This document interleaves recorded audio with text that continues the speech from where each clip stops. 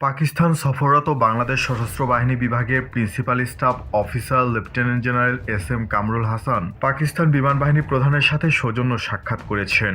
अस्सलामुअलैकुम वीवर। आज की वीडियो वीवर बहुत ही ज्यादा इम्पोर्टेंट है। बांग्लादेश जो है वो पाकिस्तान से JF-70 थंडर जो है उसको बाय करना चाहता है। आज की वीडियो इसी के रिलेटेड है। अभी तक हमारे चैनल को सब्सक्राइब नहीं किया हुआ, जल्दी से हमारे चैनल को सब्सक्राइब कर लीजिएगा। विदाउट वेस्टिंग टाइम वीडियो को स्टार्ट करते हैं।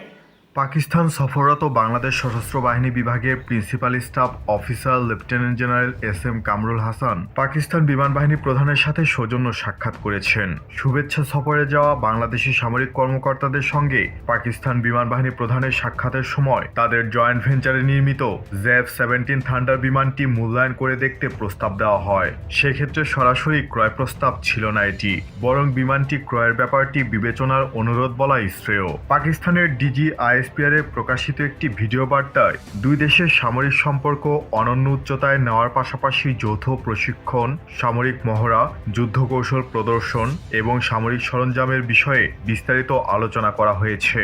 উল্লেখ্য, উক্ত যুদ্ধবিমানটি পাকিস্তান ও চীনের যৌথ প্রজেক্ট। আমাদের প্রতিবেশী মিয়ানমার JF-17 ব্লক 2 কিনেছে। স্টপ গ্যাপ হিসাবে বাংলাদেশ বিমান বাহিনী যদি JF-17 ব্লক 3 কেনে, তাহলে হয়তো বাংলাদেশ বিমান বাহিনী অনেকদিন পর তার কাঙ্ক্ষিত আধুনিক যুদ্ধবিমান পাবে। কিন্তু লং টার্মের হিসাব চিন্তা করতে গেলে তা কখনোই বাংলাদেশ বিমান বাহিনীর জন্য ভালো কিছু বয়ে আনবে না।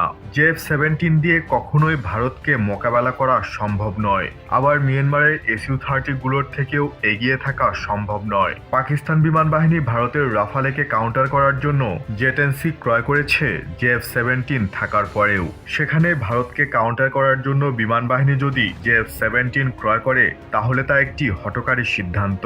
JF-17 থান্ডারের কোয়ালিটি, আর্মামেন্টস, মেইনটেনেন্স সহ নানা সমস্যায় জর্জরিত।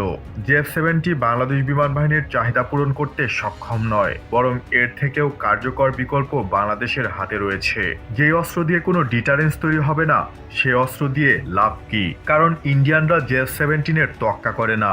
ওপাশে মিয়ানমারের কাছে ইতিমধ্যে এই বিমান রয়েছে, তাই তারাও এটাকে গোনায় ধরবে না। তবে জেট-NC-কে মিয়ানমার কাউন্টার করতে পারবে না, এবং ইন্ডিয়ান এয়ারফোর্সও যথেষ্ট হিসাব করে এই জেট-NC-কে নিয়ে। বাংলাদেশকে 3 দিক থেকে ঘিরে রেখেছে ভারতীয় বিমান বাহিনীর ইস্টার্ন কমান্ড।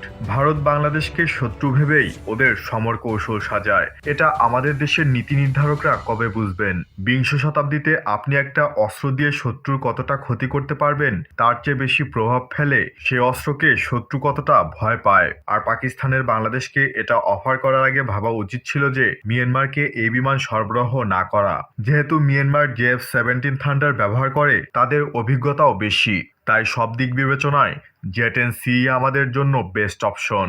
আপনার কি মনে হয়? জানিয়ে দেবেন নিচের কমেন্ট বক্সে। वंडरफुल वीवर, बहुत ही ज्यादा शानदार किस्म का पाकिस्तान का JF-70 थंडर फाइटर जेट है। और अगर ये बांग्लादेश की एयरफोर्स में ऐड होता है तो डेफिनेटली बांग्लादेश की एयरफोर्स की एयर पावर तो बढ़ेगी, साथ में भारत और म्यांमार की भी नींदें जो हैं आराम होगी। बांग्लादेश को इस फाइटर जेट को बाय करना चाहिए जल्दी से, और इस फाइटर जेट की जो पावर है उससे फायदा उठाना चाहिए और अपनी एयरफोर्स को मजीद स्ट्रॉन्ग करना चाहिए। आई होप बांग्लादेश जल्दी बाय करेगा। अगर आप लोगों को मजीद इंफॉर्मेटिव वीडियो देखनी है, जल्दी से हमारे चैनल को सब्सक्राइब कर लीजिएगा। मिलते हैं आपसे नेक्स्ट वीडियो में इंशाल्लाह। तब तक के लिए अल्लाह हाफिज।